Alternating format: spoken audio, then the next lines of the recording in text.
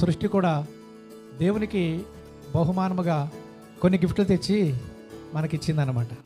మొట్టమొదటిగా ఆకాశంలో నక్షత్రం వచ్చి ఏం చేసిందంటే యేసు ప్రభు ఎక్కడున్నాడో చూపించింది నక్షత్రం. ఆకాశం ఏం చేసిందంటే నక్షత్రాన్ని బహుమానంగా ఇచ్చింది. జ్ఞానులు ఏం చేశారు? బంగారము, సాంబ్రాణి, బోళాన్ని వారు కానుకలుగా ఇచ్చారు.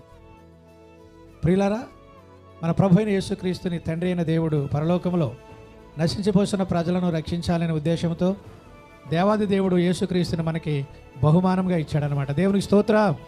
తండ్రి అయిన దేవుడు యేసు ప్రభుని బహుమానంగా ఇస్తే, ఆకాశమేమో నక్షత్రాన్ని బహుమానంగా ఇస్తే, జ్ఞానులేమో ఏమిచ్చారు?